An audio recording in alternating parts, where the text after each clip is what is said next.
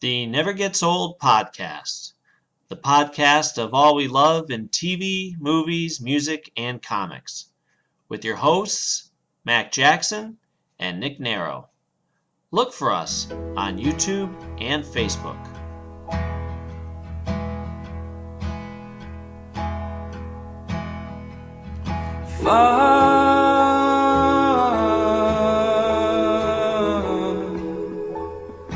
Times in Babylon,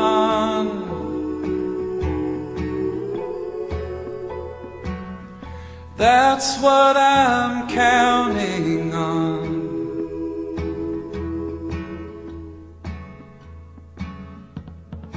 Before the dam goes. Hello and welcome everybody to the Never Gets Old podcast. I'm Nick Narrow. And I'm Mac Jackson. Snowed in. Huh? I said we're snowed in. Yeah, we are. It's funny too because I was out there. I have a snow blower, but it's temperamental. Sometimes it works, sometimes it doesn't.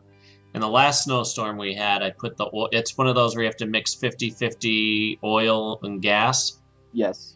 And I poured it in there, and it didn't start. And I thought, oh, great, I didn't mix it right.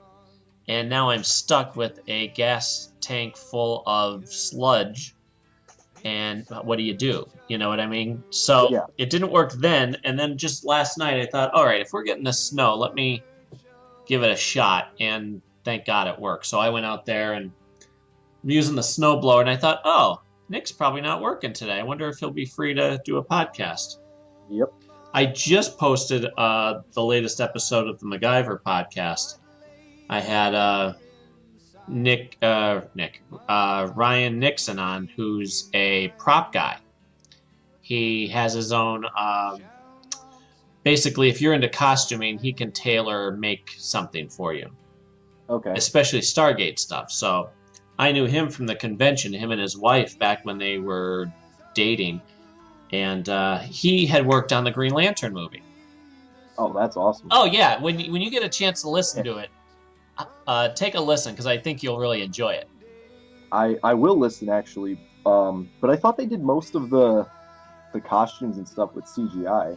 No, he didn't work on... He worked on props and stuff on that. He was like a... Because he's ex-military. He was in the Navy. Okay. So he was there... You know, he even has a scene in the movie early on when they're doing the test flight and he's up in the sky and all. He's one of the guys in the chair. He gets like 2 shots. Oh, that's awesome. Yeah. And his wife, Katie, was supposed to be in it too, and a whole bunch of his buddies. And to hear him explain it, he talks about how good that movie was supposed to be.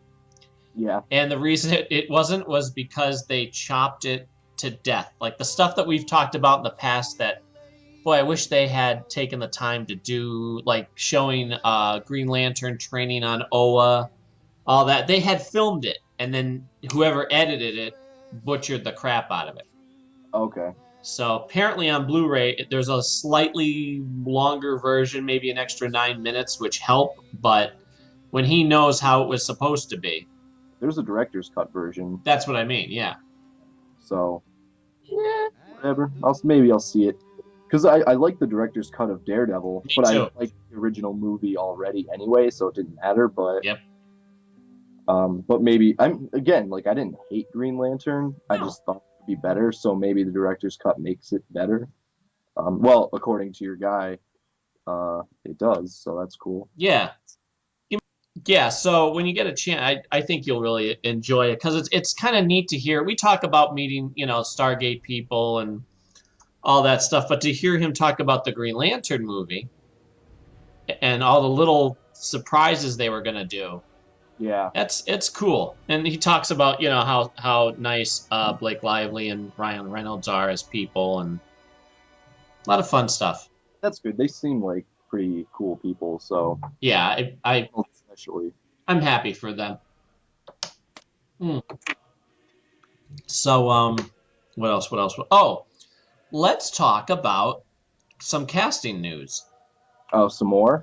Well, yeah. I don't know. You know that they're going to do a show called Gotham Right. on Fox, and I personally, and I'm sure you agree, I think we talked about this. They're making a mistake in doing it before Bruce Wayne is Batman.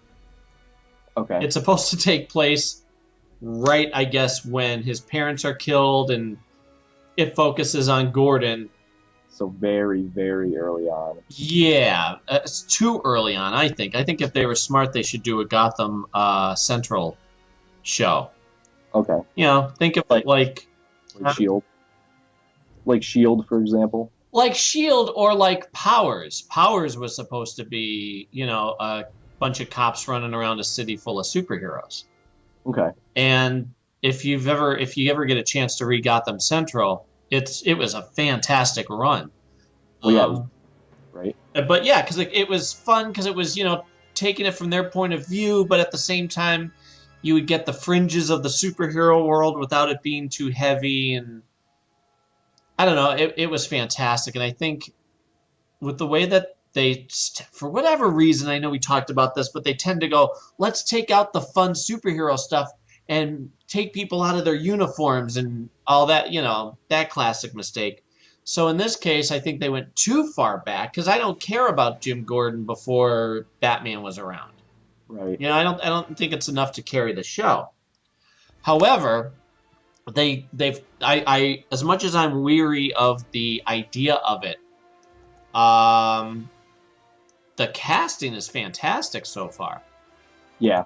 They just announced Ben McKenzie as Jim Gordon, which is cool. I'm fine with that. Right. And the Donald Logue, I don't know if I'm pronouncing his last, Donald Logue. He was actually rumored to be Jim Gordon, but he said, one, I'm too old. If they're going for a younger Gordon, no. Yeah. And two, how can I ever touch what they did on Batman Begins? I can't be Gary Oldman. Well, no, it's Gary Oldman. You can't. I don't know, man. I mean, I understand the hesitation when someone plays a role really well, but the problem is everyone's got to, like, if you're offered that role, I don't know if he was or not, but take it, man. If you are an actor, like, you just do something different with it, you know? It's just not, it doesn't have to be wildly different, but just do some studying on the character and then put your touches on it, you know? Like, he's the dad from, I'm remembering this right? Grounded for Life. Yep. It's him, and he's in a bunch of dramas and stuff. I like him a lot. He was in that show Life that I just got the 2 seasons of. Okay. Before that, yeah, he used to be in like goofy, you know, roles that didn't necessarily make him look like the best actor. And then all of a sudden, you're like, oh, holy crap! No, he's a great actor. Yeah, he's in dramas and he was in Zodiac. I just watched it. It's a small-ish part, but he's good in it. And while I think he's probably a little bigger than Jim Gordon is normally portrayed, right? I think he would be a fine Jim Gordon. But he's okay. So the point is, though, he's on the show. He was cast. He's going to be cast as Bullock, Detective Bullock, which is fantastic. Okay. I love that whole thing. Who else? They cast the Penguin. Yeah, I saw that guy. I think I've seen him in stuff. Yeah, I don't recognize him, but I'm like, ooh, okay. Especially if you're going to show him early on. Yeah. Before he becomes the Penguin we know, but he still looks enough like the Penguin with the nose and a pointed sort of face. Yeah, and the way they describe the character is fantastic too. I'm like, okay, so he works for a mob guy, and he's a bit of a psychopath, but nobody necessarily knows it. Let's see, they're gonna have Barbara Keene. Okay, I don't know. Aaron Richards. Basically, it's going to be Gordon's wife eventually. Oh, okay. All right. And let me see. Sean Pertwee as Alfred. It sounds like they're going for more of the Beware the Batman type of he's ex-military. He looks more soldiery than when you think of Alfred. So more like Beware the Batman or Earth 1 Alfred, which I think he looks just like. So it's not going to hurt anything. Yeah. Wait, there's another one. Captain Essen, who turns out to be like someone that Jim Gordon had an affair with early on. If you've ever seen Year One, they got her cast, and the show is also set to feature a young, reportedly around 12 years old, pre-Batman Bruce Wayne. So Bruce Wayne's parents were killed when he was 10. I believe that's the going definition. Right. So, all right. Cool. I guess they can do this show before Bruce Wayne travels around the country to learn what he's going to learn. Okay. Yeah. Yeah. Again, I love the casting. I hope it's better than... Yeah, they could have had a very easy hit if they had done it during Batman's time. Maybe. How you figure? Well, because, I mean, the reason that it would seem better for them to do it the way that they're doing it is they're going to put out the show and then also have it run concurrently with the Batman, Superman franchises and all that stuff.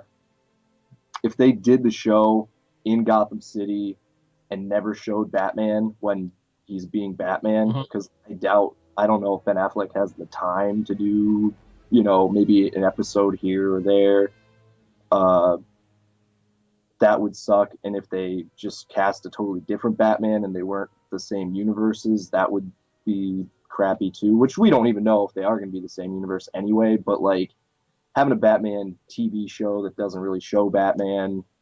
Well, the way that they would do it was they would never really focus on Batman. It was more of a, oh, look, guys, pull the car over. Look, Batman strung this guy up to the top of a light pole again. Son of a, that time.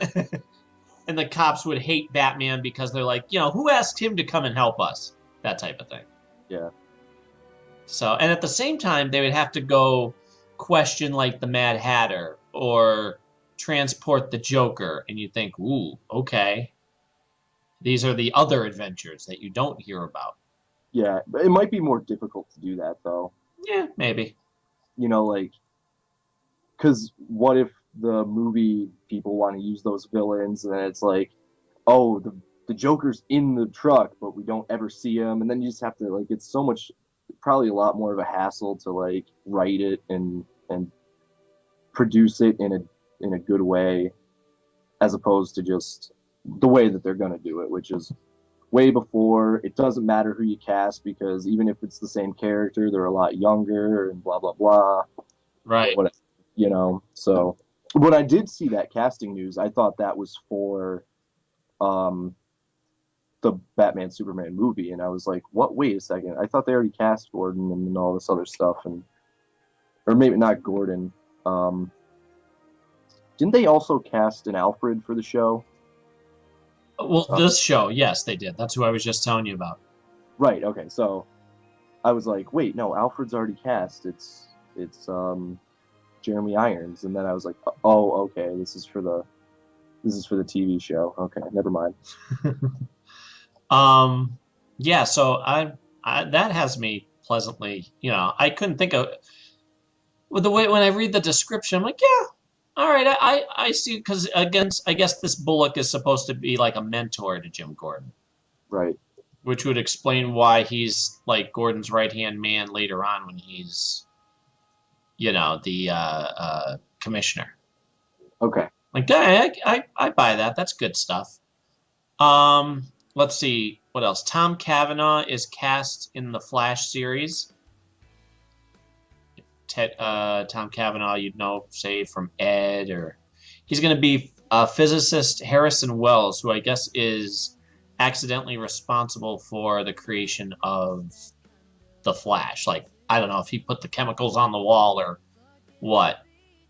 And then the original TV actor from the 91-92 series, or maybe 90-91, John Wesley Shipp is going to be in the pilot for the new Flash.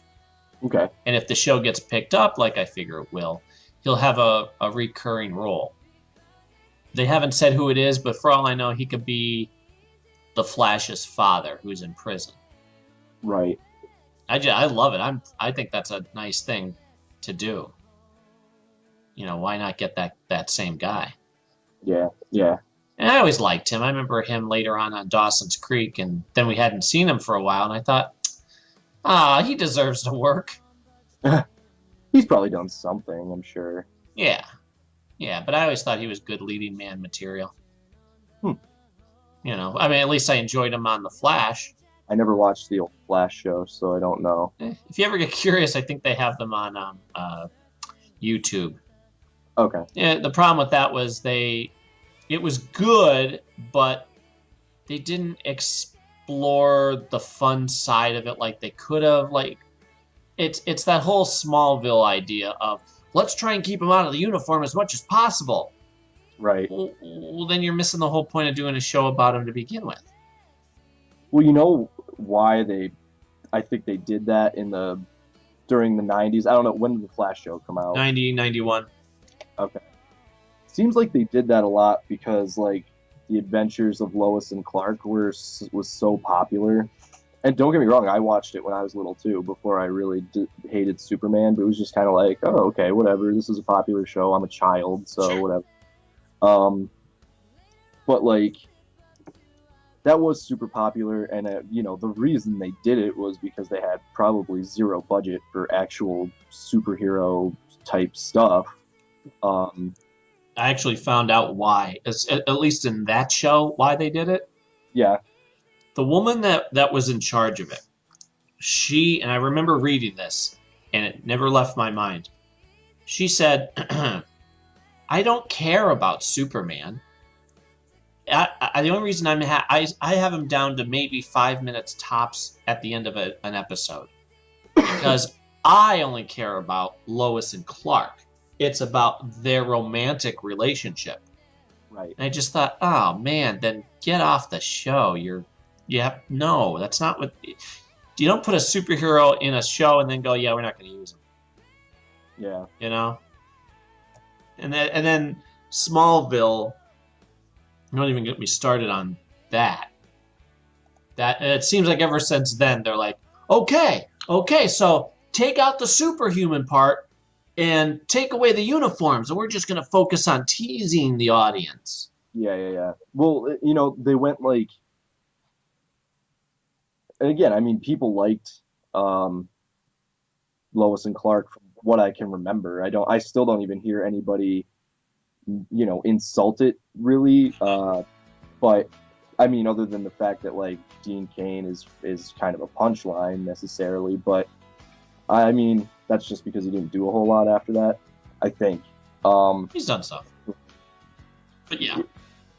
It was more like they did have a hit with that formula, but it was too far in one direction. It's like the reason comics work now, in my opinion, is you get a good mix of the interpersonal relationships, that, you know, the alter ego life with the superhero life, a really solid mix of both. And like the show went too far in that direction, and then like, you know, the other maybe earlier like cornier superhero movies and shows went too far in the superhero direction. It made it like campy and detached and kind of lame. Mm-hmm. So, which brings us to now, where we're getting movies that focus on both. You know, I guess not focus on both, but they share the time between the alter ego and the action, much like the comics do, and that's why the product is so much better. But I mean, it was a stepping stone to getting. Not that Superman needed any more recognition, but I think like it definitely probably helped get the ball rolling for successful productions of superhero stuff. So I can't knock it too much, other than the fact that it was about Superman. But again, like I remember watching it. I couldn't give you an episode at all. I think Terry Hatcher might have been one of like my first celebrity crushes. Only, again, I was like if it was 1990, I was like 4 or 5. So I mean, other than her being the pretty lady on TV, I didn't even know what that meant. So Yeah. Yeah. Well, I remember her. She was on MacGyver as Okay. Penny Parker, and she would be on a couple times a season. And she played an annoying character. But then, I don't know if you ever saw the episode of her on Night Court. no, Oh, Night Court, come on. Night Court. Nah, you know what? Night Court was a great show. Unfortunately, it was the same episode over and over again. But I'm far too young for Night Court. oh, I they show it on repeats. mean, I could watch it now, but like, I don't even know where to do that. I don't think it's on Netflix or anything, but I'll have to see if I could find the clip. But anyway, she's really, really pretty on that. And she got her start on the Love Boat. So Okay. she was on as one of the dancers. Can I tell you something really funny since you brought up Love Boat? Please do.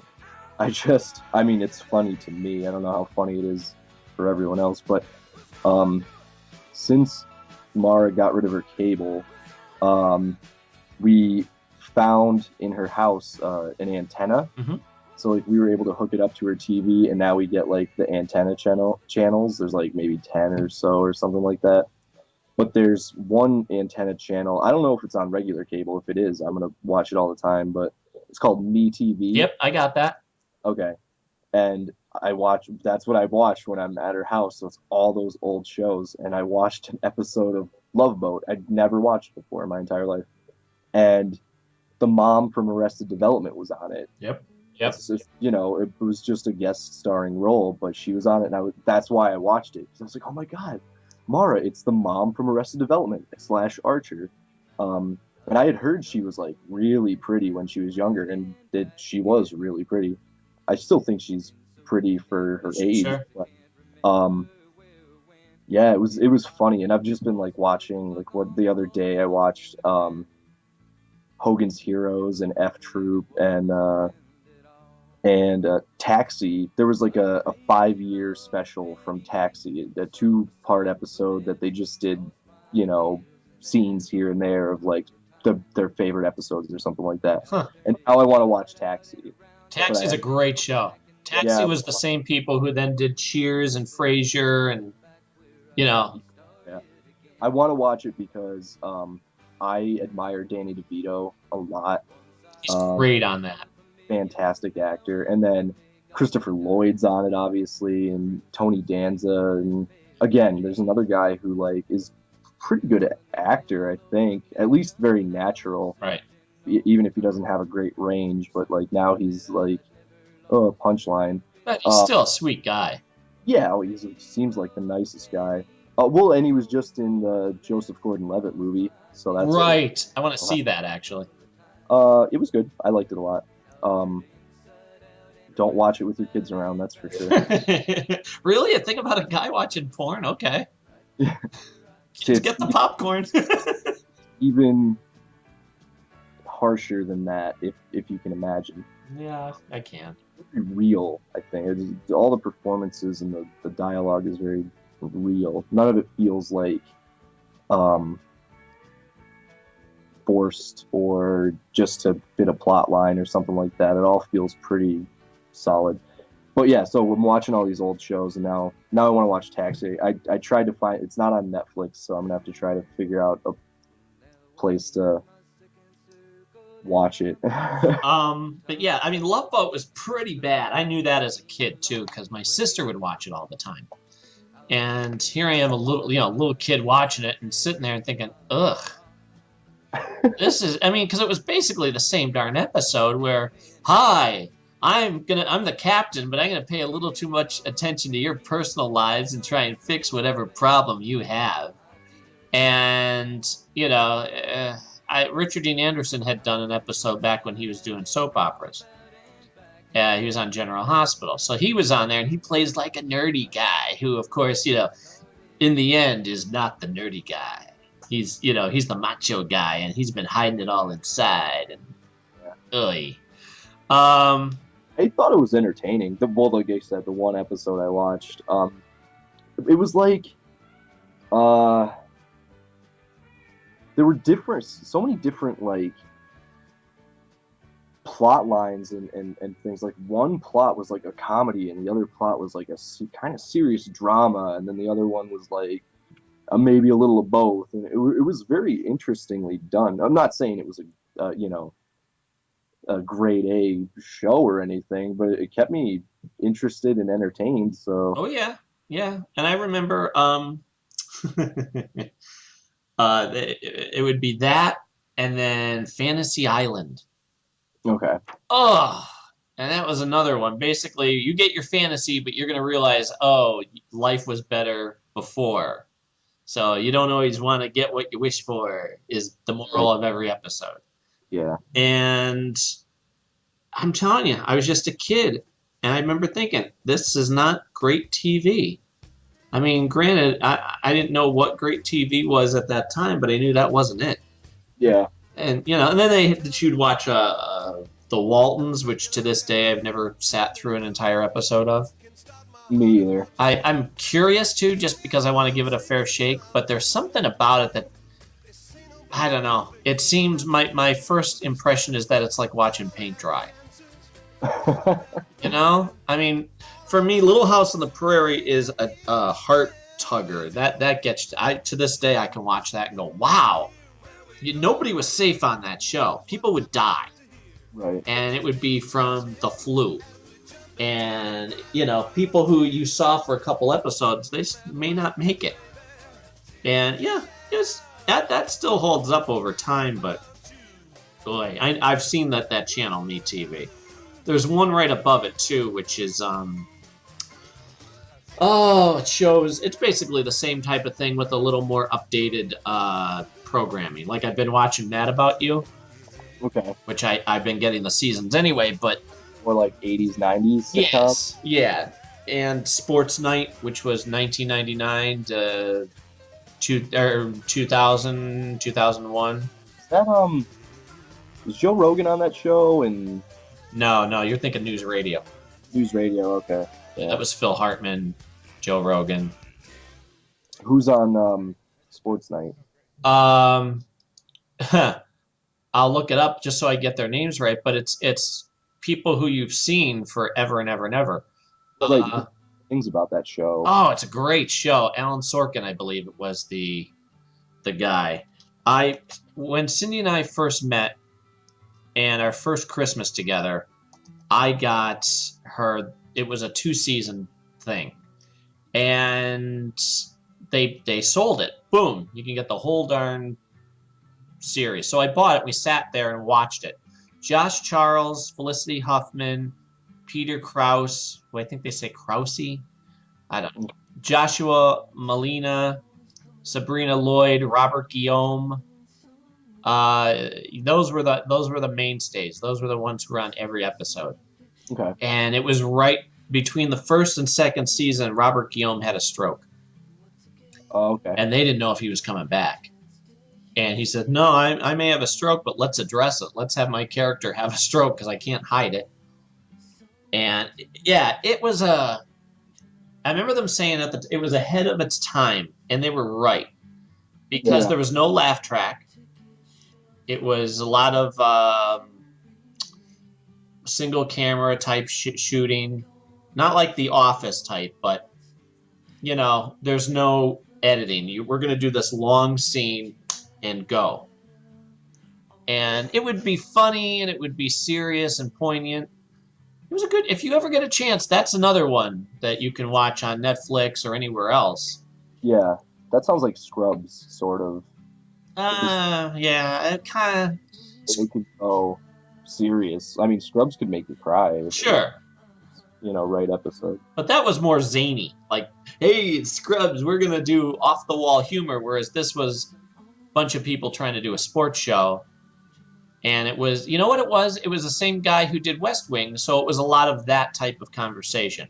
Very fast, we're walking down a hall together, and the camera's in front of us, and we're turning all these corners. It's one single shot, and we got banter going, pop, pop, pop, pop, pop, and if you blink, you missed what they were talking about. Yeah.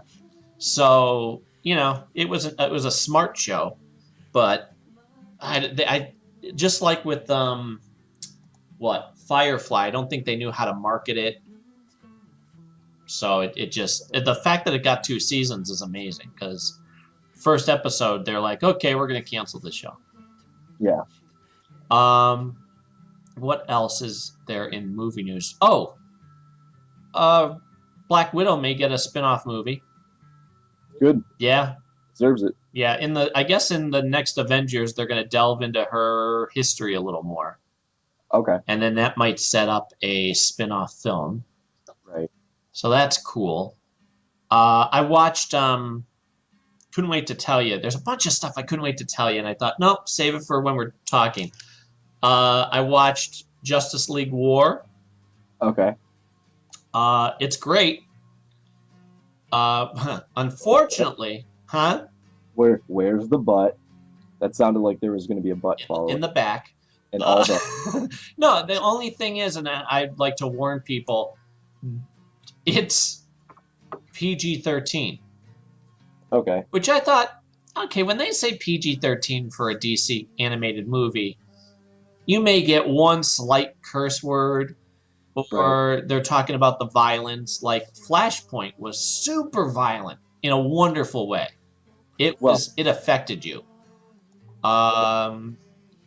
Itself was really messed up. I mean, like, I read the whole thing, and not the whole thing. I read the Flashpoint issues. Yeah. I think there were a lot of tie-in stuff that I was like, I don't even care. Just let me see I just want to see The main story.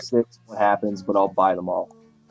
And it was, from what I was seeing, pretty messed up and dark. And this movie, the Flashpoint movie, takes it page for page. Okay, cool. The only thing they didn't do, unfortunately, which everybody was like, oh, I wish they had, the one spin-off miniseries that I do recommend if you can pick up, it's only 3 issues, was the Batman Flashpoint. Right, which is messed up. Yeah, for those who haven't read it, I'll spoil it a little bit, but the Batman in this universe that the Flash ends up in is not Bruce Wayne, it's his father, Thomas Wayne. Thomas? Yep, you're right. And what happens is, instead of Bruce's parents dying, the mugger kills Bruce and his mother, right? No. What happens in there, and this is where the miniseries, the 3-issue miniseries that I recommend, comes in.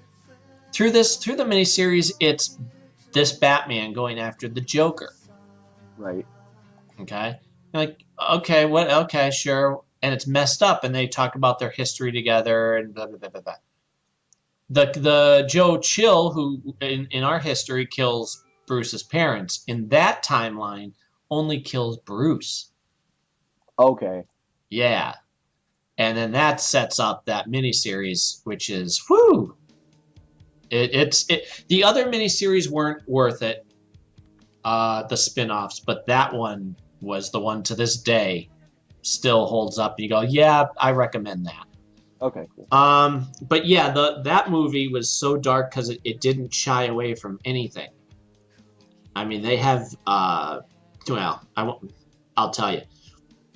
Billy Batson, who becomes Shazam, in that time zone, timeline, it's him and all his quote unquote Shazam family that form, they're the Shazam family, or I think they all come together to make just Shazam. Anyway, Billy Batson gets killed.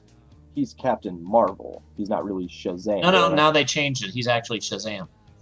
Of course, in that timeline, you think he's Captain Lightning. They don't call him Captain Marvel anymore. Because, I mean, everybody was calling him Shazam anyway. Yeah. And especially since it's a DC character, you really don't want to call him Captain Marvel. Well, plus there's a Captain Marvel in the Marvel universe. Exactly. So, yeah, that movie is woo. And this Justice League War is fantastic. The banter between Batman and Green Lantern alone makes it worth the ticket. I went out and bought it the day it came out. For $15, I bought the Blu-ray DVD because eventually I'm gonna have a Blu-ray player. You know? Yeah, exactly. That's what I did for a long time before I had my PlayStation 3, which plays Blu-rays. I always knew I was going to get one. So when it was something that I really liked or wanted and it was coming out, I would just pay the 20 or $22 that it was for the DVD Blu-ray combo pack and just be like, I'll just have it for when it comes out, for when I get one, because I know I'll get one eventually. So Right. Well, I went to Target because I also got the other Justice League movie, which was only a Target exclusive, and basically that is an updated Super Friends. I'll tell you about that in a second, but I'm like, okay, they have Justice League War. You can get the single disc for $14.99, or you can get the DVD, Blu-ray, and the code to put it on mobile devices for $15.99. It's worth it, and I just got that one. So this is fantastic, and I won't spoil it for you, but the butt that we were talking about is they curse an awful lot in this.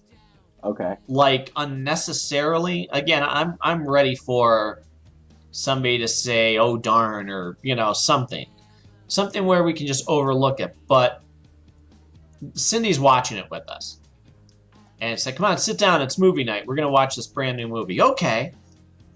So we're watching it, and there are a bunch of times where she's looking over at me like going, "Holy crap, we got, him sitting here." And we're like, "La, la, la, la, la, don't pay attention." And, Right. he let it go. He didn't have any questions about it. But thank God. But then it just kept happening. Huh. And then she's looking at me like it's my fault. I'm like, well, I didn't know. I didn't know it was going to be this bad. So that's the only but. If you're going to get it, obviously, if you have kids, watch it by yourself first and then judge accordingly. Right. But, he's mature enough that he knows, okay, they said a bad word, I can just overlook it. He's not going to emulate it or interrupt us in the middle of the movie to ask, how come Green Lantern said that word? Yeah. But yeah, if you see it, let me know what you think. All right. I mean, if it comes on Netflix, I'll probably watch it. So. Oh, it will. If I see it pop up, I'll send you the heads up. Yeah. Did you see the link that I sent you through Twitter about Goofball? Yeah, I did. What the heck was that? I don't know. I'm waiting for it to be a joke, but It probably is. from what I read, though, they're like well, we already know whom. Give everybody the name of who I'm thinking of. Shia LaBeouf. Thank you, Shia LaBeouf. I haven't liked him for the longest time because of how arrogant he is. Okay. Everything I've been seeing more and more, he's just a cocky little poo. Then this happens, I'm like, really? I'm kind of like trying to, look for the joke, because I don't want to have another thing to be aggravated at him for, but to sit there and during a press conference make your statement and then get up, and it's the equivalent of holding up the microphone and then dropping it before he walks away. Yeah. It's just like, get over yourself, pal. I think he is over himself, and that's why he's just doing that. It's like, would you see the picture of him where he had the paper bag on his head that said, "I'm not famous anymore," or something like that? Well, I don't know, man. Like, I don't know him personally, so I can't say one way or the other, but I mean, Joaquin Phoenix pulled the wool over a lot of people's eyes for a long time while they were making I'm Not Here, and even in that movie, you really question it. No, I think that was the name of it. The I'm Not Here was the Bob Dylan one, wasn't it? It's I'm Still Here. I'm sorry. Oh, okay. And I watched that movie and I thought it was magnificent performance. I agree. It takes a lot of guts to do that, and I mean, if Shia is doing that, then whatever. But he always struck me as like one of those guys who never really like cared much for the Hollywood machine, and just kind of said what everyone else was thinking. Like he was the first one to apologize for Crystal Skull, even though it got him in a lot of trouble with like Spielberg and Harrison Ford. He still did it. Which again, I don't know if that film, that it's not his fault. The movie was not good. It's the way it was written / put together. He just did what he was asked to do. So, but he still did that, and you know, it's interesting. I wouldn't be surprised to find out that he's trying to probably pull like a Joaquin Phoenix, where he's trying, instead of doing what everyone else in Hollywood does, which is make everyone love you as much as possible, if he was going the other way and saying, how can I make everyone hate me as much as possible? You know, maybe because he wants to do, you know, certain movie roles instead of being the kid from Transformers who always plays that kind of same BS role, you know? I don't know. Could be any number of reasons, but I don't think it's necessarily an arrogance thing. I think it's I'm trolling you thing on purpose, and the people who get it might appreciate it, and the people who don't are gonna be reacting the way that I want them to react. Like anything else, you know, like Miley Cyrus. She's not stupid. She's doing what she's doing for attention. The only one who's really stupid is Justin Bieber. He's really thinks that he's on a different level than he is, and I could just tell because he's not a good actor. You know, he can't fake what he's doing. But that's just my opinion. I don't know though, unless, you know, Shia LaBeouf, unless someone records him in his private time and uploads it to the internet and we hear his actual thoughts on what he's doing instead of in front of a press conference where he's probably not even comfortable and doesn't want to be there in the first place. Like, I don't know. We make excuses for Harrison Ford being I know Harrison Ford never walked out on anybody, but he's never gone to a Star Wars convention, and he's never done any of that stuff, and we make excuses for him to not do it. So, I mean, like... Yeah, but there's a difference between not taking part in something as opposed to antagonistically pursuing, you know, like, it's one thing to not do something, it's another thing to be aggressive in something negative, I guess is the best way of putting it. Harrison Ford is aggressive and negative. How do you figure? He said it. He admitted it, that he does that to people on purpose, and he does it in press conferences. He's like, you know, he's half joking, but he says what he really wants to say. Like, he's not. Yeah, but if he had crossed the line and done the Shia LaBeouf stuff, I would be on him just as hard. Well, it's the Bruce Willis thing, I think. The difference, I suppose, but it's because he already, he's getting a bad rap for it because people already disliked him, and wanted another. And again, it's another thing. He gets a lot of, I think, before he was doing this stuff, he got a lot of like unjustified hate. I think. So I think he's one of those dudes, and I would probably maybe do the same thing. Just roll with it and be like, well, you guys want to hate me? Here you go. Here's reasons to hate me. It's because it doesn't seem to matter what he put out there artistically or what he said or did. People just majorly hated on him. And I think, a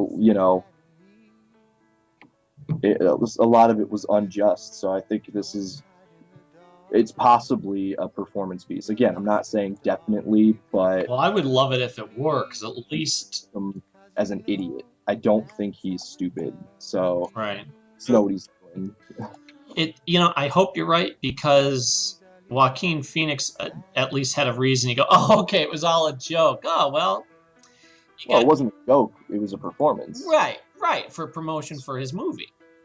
Yeah. Well, but he let people think that was who he had really become. Right. And so, on that, it's like, all right, well, he wasn't really crazy. Phew. Whereas, honestly, I wouldn't even be surprised if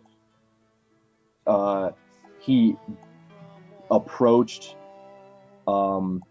who's the guy that he ripped out? Daniel Close, is that what his name is? The comic, the artist, where he made the movie that was based on the comic. Who are we talking about? Shia LaBeouf. Oh, okay. I see, and that's something you have to fill me in on, because I know that he got a lot of crap for something comic book wise, but I never understood what it was. He apparently made this short film, I think, starring Jim Gaffigan. Huh. That was basically, he titled it something else, and it was basically a ripoff of this comic that I never heard of, but apparently everyone else in the comic industry has heard of. It's like almost word for word the exact premise of this comic, and he didn't give credit to the creator.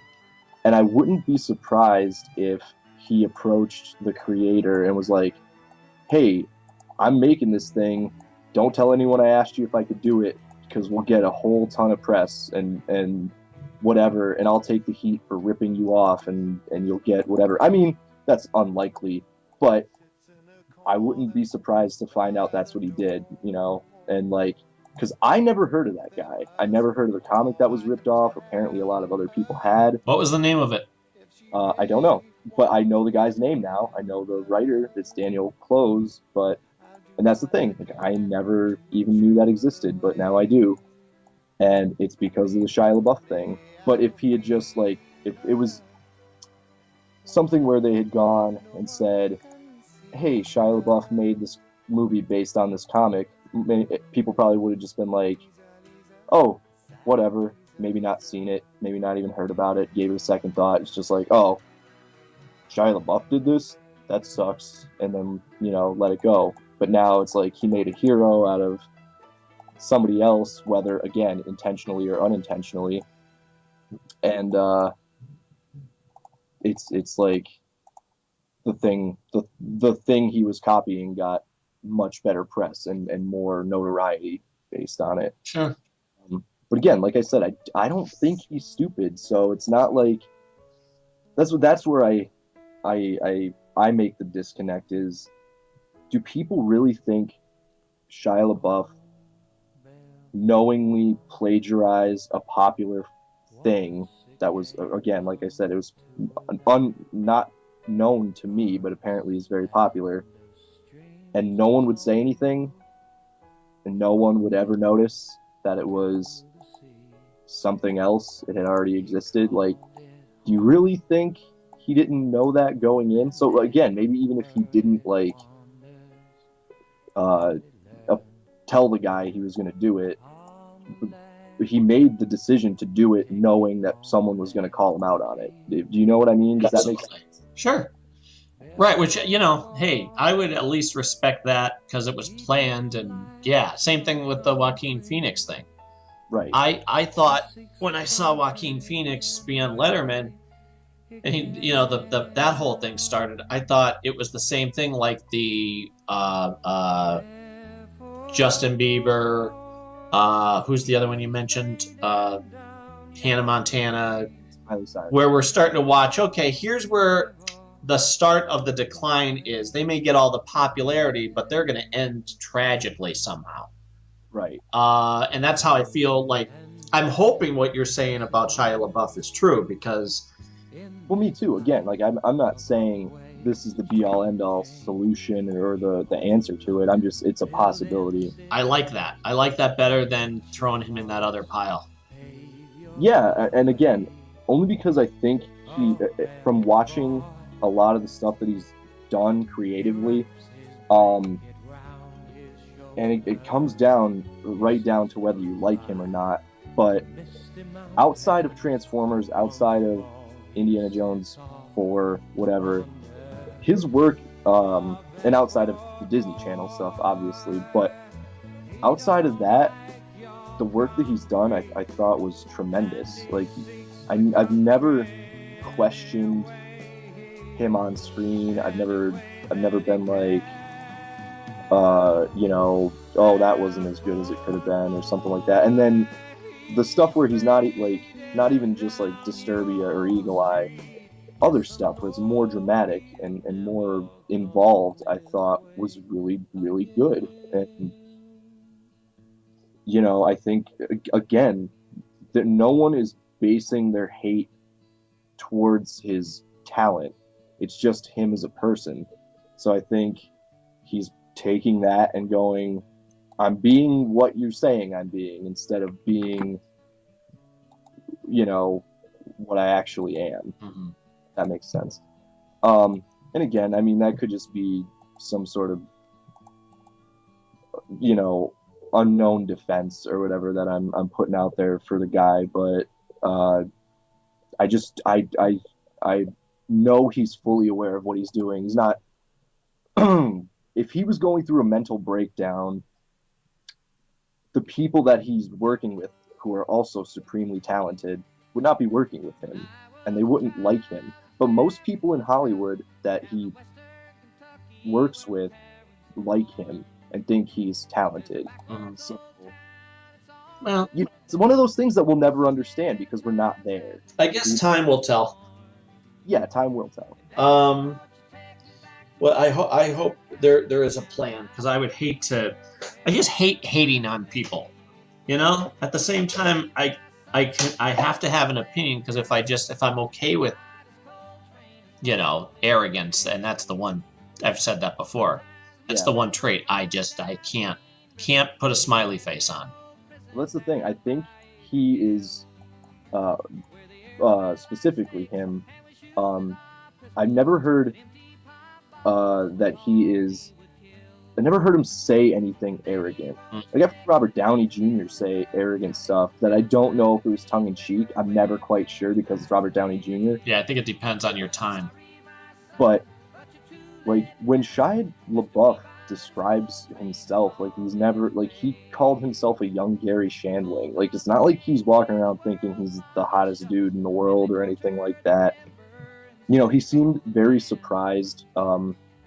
Again, this is like Crystal Skull time, Transformers time. In interviews, seemed very surprised by like his sort of like status and star status and stuff like that, and kind of humble about it. So I don't think the arrogance is a real thing. I think it's a false, a wall, a performance, if you will. Sure.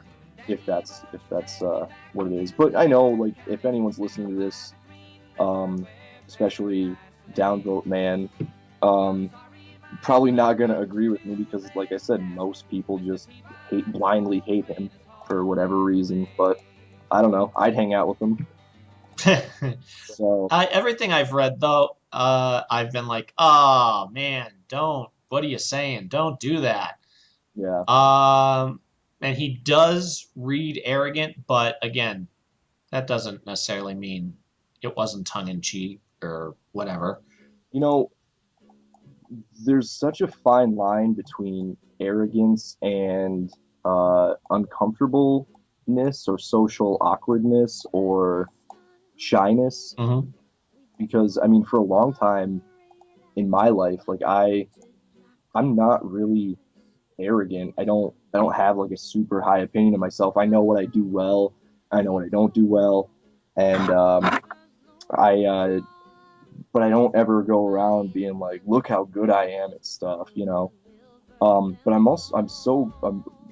used to be really, really shy, and sometimes I still am, which makes me quiet, because I'm always like, hey, I don't want to say the wrong thing. I don't want to be weird. I don't know if these people understand my sense of humor, blah, blah, blah, et cetera, et cetera. Mm-hmm.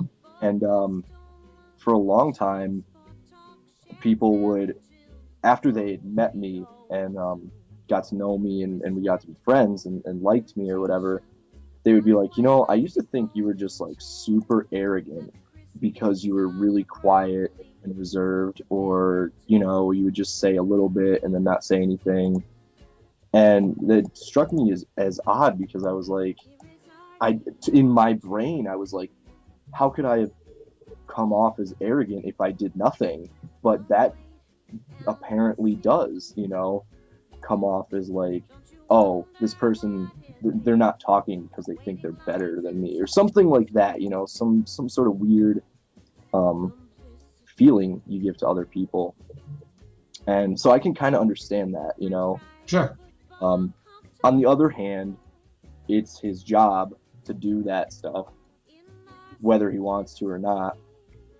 But a lot of people, like I said, like my hero Harrison Ford, have made careers of doing the bare minimum when it comes to that kind of stuff. So, well, it depends on who you want to make excuses for, I guess. So, Well, that's the thing. I have a line for me yeah, personally where it doesn't matter who they are, but once they cross it, I can't.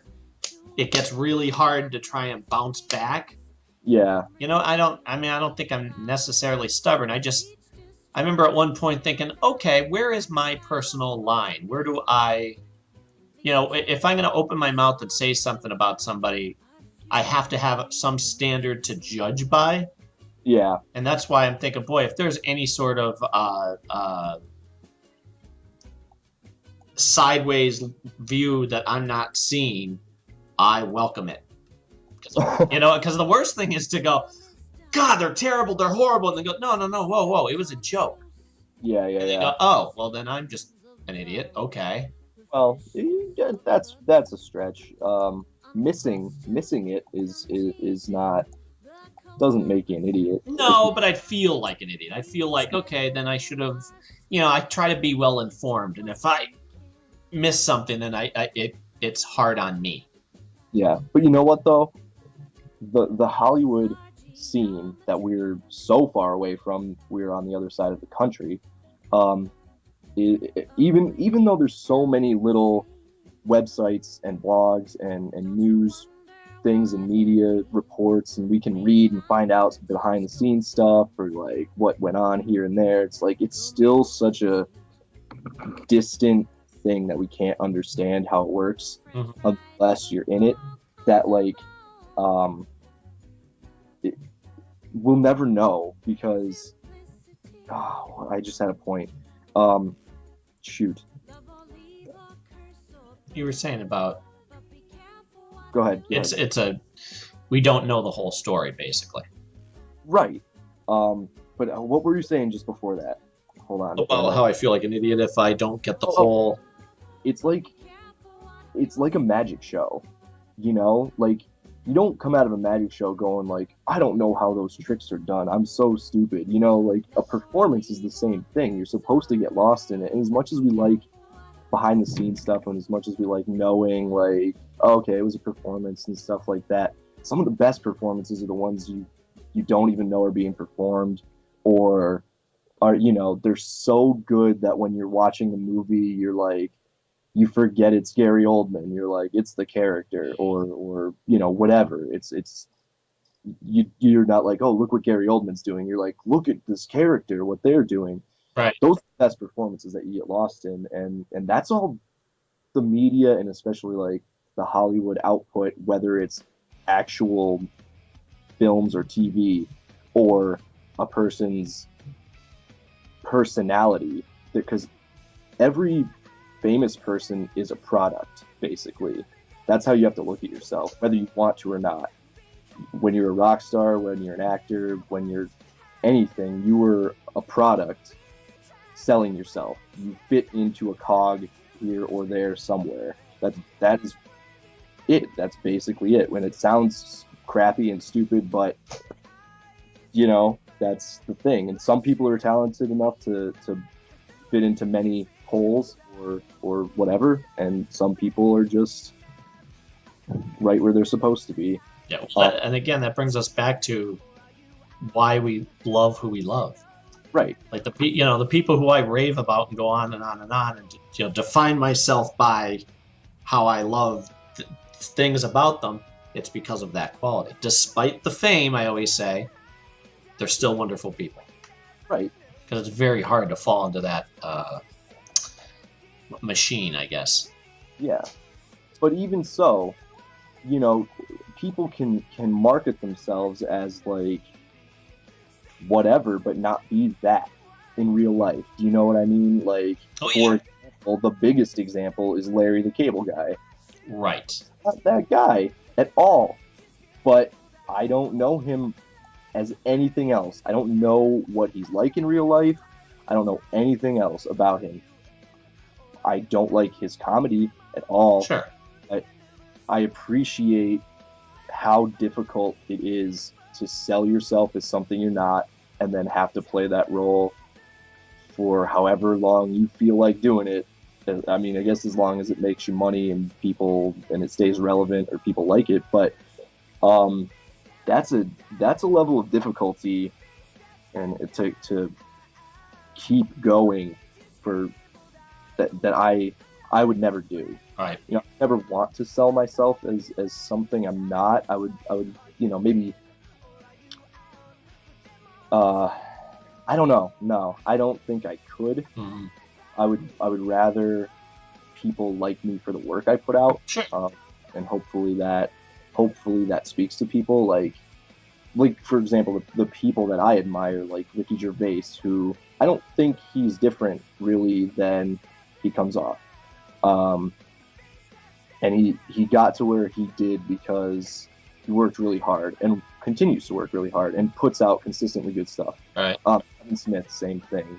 But even so, they're like they fit into an existing mold just by being themselves. So it's a little bit different.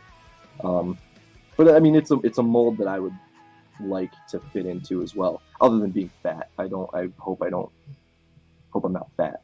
But other than that, that's a big mold. It is a big hole. So hopefully I can just get through it or fit into it. But yeah, so that's my kind of rant is because when people go off on people, then there's certain people where, like I said, with Bieber, for example, he's going nuts right now. There's so much stuff, whatever. And I mean, it's possible that he's like, I don't care anymore. I'm just going to do the stupidest stuff on purpose. But he's not talented enough for it to be like just a show. I think he really does just think like, I'm Justin Bieber, who's going to stop me? Right. One of those sort of things. Right. And again, if I'm going to make an excuse for Shia, then I have to say, how do I know it's not? But at the same time, I'm just like, I don't believe it's not. I've seen him try to act in some stuff, and he's not good. So, to think that he could pull it off, in front of the world, I don't know. I don't know about that. Well, getting back to what we were saying about the superhero movies, did you see the link that I sent you for Batman and Son? I didn't watch it or yet. Son of Batman, I think is what they're calling it. Yeah, I didn't see it yet. I didn't watch it yet. I was so excited for you because they're taking that story. Okay. And basically, one of the things they're doing is taking Justice League from War is going to be the first of a chain of movies connected to each other. Like, it's all part of the same universe.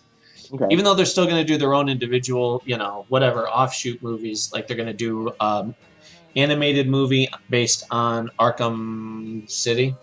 Just saw that, yeah. Which is cool. This is going to be that same Batman, same voice actors. So that's cool. Yeah, I think that's a good idea. Well, yeah, I mean, why not? Like, I don't understand why it hasn't been that way from the beginning. I should say, I know that they've pulled the movies from different arcs, especially like kind of like what if arcs. Mm-hmm. or future arcs or past arcs or whatever. But the stuff that's supposed to be related, why not just let it be consistently related? I don't know why it hasn't been, if that makes sense. Well, they did the what was it, Public Enemies, the Batman Superman movie, Right. which was fantastic. And then they don't make a big press deal out of it because it was a different artist. But the next story is connected to that, which is Supergirl. It's Batman Superman Apocalypse. Okay. And they, right in the beginning of that movie, they refer to what happened in the previous movie. Okay. But again, it's only someone like you and I who would go, oh, that's cool. They did tie that together. And they reference it once or twice, but they never made it official. Like they never said, hey, pay attention. I see. I don't think it's just you and I that appreciate that, because people appreciate it. I mean, that's why they watch episodic television. No, I mean appreciate as far as catch it. That's what I meant. Okay, maybe. But, like, yeah, that's why people watch TV, for a sense of consistency and knowing the characters are going to be who they're familiar with and not be lost and stuff like that. Build on the continuity. Yeah. So if you have, like, 20 DC movies on your shelf and you're like, hey, it'd be cool if I watched them all in a row from, in their continuity. And then it's like, they're all different actors, different art styles, which different art styles doesn't bother me because it happens so often in the comics. And I like that because it really, different art styles give different things the right tone for the story, especially like when you get the right artist with the tone that you want, with, a great inker and the right colorist, so, like, all that stuff works in harmony. It's great. Yeah.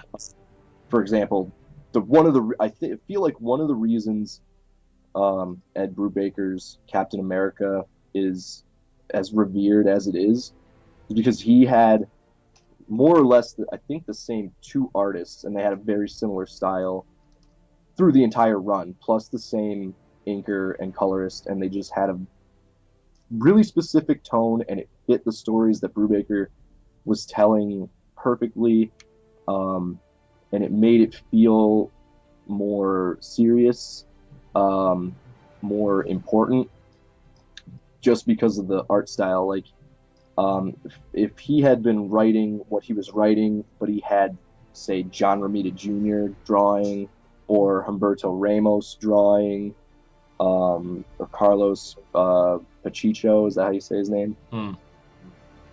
It wouldn't have felt the same. And not that the art would have been bad, because I like all those guys, but I don't think they fit his tone. I like Humberto Ramos on Spider-Man. It's a little bit cartoony, but it fits the kind of, like, otherworldly or outlandish stories that Spider-Man tends to have. And especially just his character. I think it fits. Not all the times. There are times I like, a more serious artist on Spider-Man, but it doesn't offend me at the same way as if, like, he had drawn Cap, or something a little more serious. Like John Romita Jr. is doing Cap right now every once in a while, I think. He was supposed to be doing it all the time. And it's okay, but I mean, they got a good inker and a good colorist, which is what he needs for his art to be really good, I think. And so it's been working, but I like a little bit more of I'm trying to think of the word, like a more a grittier looking, I guess, pencil artist on Cap or the related titles, but maybe not grittier either, because it's like a more distinct pencil line instead of very sketchy, like Romita Jr. is. And again, he's very good on certain stuff. His style fits certain books very well, immensely well, but Cap just isn't one of them. Speaks of, yeah. Winter Soldier came out yesterday, the first issue. And? I liked it a lot. There was very little Winter Soldier in it. The problem is what I guess subconsciously feared but didn't think it was going to be this is it's a past book. And it pretty much stars Nick Fury and a secondary Shield agent I've never heard of before. But it was still really good. I enjoyed it. I was just like, there's what? There's no Buck. Where's Bucky? What's going on? I thought as I was starting it, I'm like, okay, it's in the past right now. They're going to show something that affects him present day, and then that's where it's going to go from. And I keep flipping the page, and I'm like, wow, this is really going on for a long time. It's the whole book. Oh, okay. Oh, so this is what this is going to be. And it might just be the first arc, but yeah, that's where it starts. It starts in the past, and you get, brainwashed Bucky Okay. versus Nick Fury and other Shield agent I can't remember. But I'll still buy it because I like it. Sure. It was fun. It reminded me a lot of like a Daredevil-ish romp. Okay. Like that. The art style was similar. It was just, it was kind of fun. So I'm excited to see where it goes. Well, they did the same thing with Captain America this week or last week.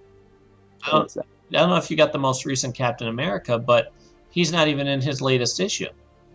Oh, well, that was they said they were going to do that, and I had been prepared for it, but they said that the point now, whatever, it wasn't 17.1, it's point now, or whatever it was, I think it was issue 17, was going to, show you a little bit of what's going on with Jet Black, the girl he brought back from Arnim Zola's Dimension Z. Dimension Z, yeah. And she's a fairly interesting character. If I have any reservations against her, it's because that Dimension Z storyline went on for so long, and I was so sick of it by the time it ended. Yeah.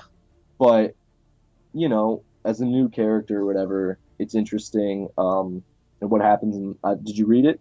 No, I read about it, though.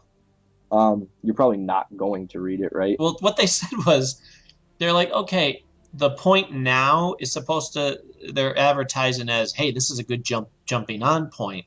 Here's a good starting point. Where that one, they're like, okay, if anybody went and saw The Winter Soldier and went, all right, like the trailer, let me run out and get some Captain America, and they buy that, that's a terrible example because he's not even in the book. Right. But they'll do another one in 2 months when the book comes out. That's that's a smart move on their part, to not label it like point one or something. It's just like point now or whatever. It's not even a different number. It doesn't kill, and it doesn't really hurt the numbering of the issues. But it's like they'll do it. They'll do it when the movie hits. Like, sure. Here's something to jump into. Sure. Well, which is good. I think this was for like, hey, if you want to get prepared for what has been happening in the comics and not worry about the movie, here's a starting point or whatever. So you don't have to go back and read 11 issues or whatever of that whole arc. That's kind of tedious to get through, even for Captain America fans.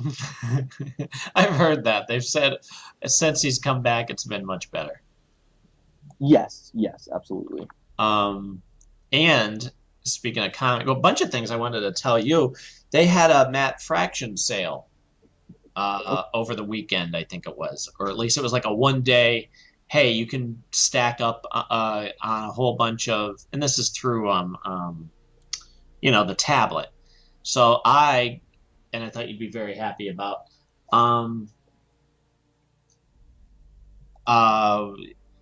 They had Hawkeye. I was able to get like a whole bunch of issues of Hawkeye. Good. So yeah, and I thought of you. I thought, okay, Nick will be proud. I'm able to go get the issues because I'm behind. I apparently had missed issue number 1, and then got like 2, 3, 4, and 5, and then stopped after that. Well, now I got a whole bunch, and then from here on out, I can just get the collections. Yeah. And I bought what was the other series? The Defenders that he had that didn't last. Yes, I thought that was very good as well, but apparently sales weren't good on it. So Well, I got all the issues. I thought, okay, you know what? This was something I was interested in at the time, and didn't get. But now, hey, for 99 cents an issue, I'll get all, however many issues there were. it's good. It's odd. Right. Super for odd. But it kind of set up a lot of stuff that happened later on in the Marvel Universe that, if you hadn't read it, you'd be like, where the hell did this stuff come from? Right. So I was really glad to have read it because otherwise I would have been super confused, but it was good. I enjoyed it. I was kind of disappointed when it ended, but same time, like I said, since it set up a bunch of stuff, I was like, oh, maybe that was really its only purpose, was to exist for Maybe. like a year or so. I almost rebought the Iron Fist series too, but I had gotten the collections of that. So I'm like, plus the new Iron Fist comic is coming out, so. Oh, good, yeah. Yeah. Yeah, there's a bunch of books that are going to come out that I was like, now I got to read this. Now Moon Knight's going to be good, I think. Night, yeah. What were some of the other ones I saw that I was like, oh man, okay, I guess I got to read it. I'm gonna wait and see, but I'm curious about Iron Fist. There's a bunch. It was in like the flip out things inside the books. Well, let me see real quick. Okay, well, while you see that, I'm going to tell you about the. I know you were against getting the Year 1 or Year 0 Batman storyline, but this week they came out with a break, which I think you might want to hop into because it's a jump ahead of everything. It's called a spoiler issue, which gives us a glimpse at the near future storylines. And one of the things that they have is, coincidentally, spoiler. Stephanie Brown returns to the New 52 in this. And what else? There's somebody new in the Batcave. Could possibly be the new Oracle. People are thinking it's Carrie from Dark Knight Returns. Okay. What's her name? Carrie. I don't know. I normally do. Anyway, it's just a silhouette, but they're like, well, it looks like it's a girl, and they're at the Batcave computer, so maybe this Carrie that they introduced in Batman and Robin will be that. Right. And like I said, spoiler. Do you ever like the spoiler? I never liked spoiler. The character? Yeah, Stephanie Brown. I like the panel that I see because they've kind of updated her outfit to look a little more practical. Yeah. But she was always just like a pest. I never cared for her. I'm not familiar with her at all, so. Okay. Well, she's in there, and that Harper Row is going to be not Robin, thank God, and not Nightwing, because apparently Nightwing's book is ending. I don't know if he's supposed to quote unquote die or what they're planning. But she's going to be Bluebird. Okay. Her outfit looks like a culmination of a Robin / Nightwing homage, and she carries guns for whatever reason, so I'll be curious to see what kind of guns. It could be just like a disruptor, because I doubt Batman's going to let her run around shooting people. Yeah, like stun gun or something. Yeah, but they're big. They're big honking, knock you on your rear end type of a gun. So, I mean, that's the latest issue of Batman. If you did want to get it, it has nothing to do with the Year 0 that you were avoiding. Okay. And I guess it gives you a glimpse of Batman Eternal, that new title. I didn't even know there was going to be another Batman. Oh, it's going to be, I think it's weekly, maybe not. Maybe I don't know, but I think it's going to be more about the stories of Remember how we were saying the Batman family? Right. I think it's going to be that. Okay. So that's cool. I'm excited to see more of that. Yeah. I don't know what they're going to do with Nightwing, though. Why are they're canceling Nightwing? Well, okay. I'll spoil it because you're not reading the miniseries now. No. Okay. I'm going to tell you. In this, at the end of one of the Justice League crossover where they had Justice League America and the Justice League meet up and bicker and whatever, in the end, it was all set up to, how do I say it? Basically, a portal opened and the crime syndicate came through from their universe. Okay. Which is Owlman and Superwoman and Ultraman, Johnny Quick, and Power Ring. So they come in. Next thing you know, everything changed, and the bad guys have won. Those super villains have said, guess what? We killed the Justice League. We're in charge. So now everything that you're not reading is showing how the criminals are reacting.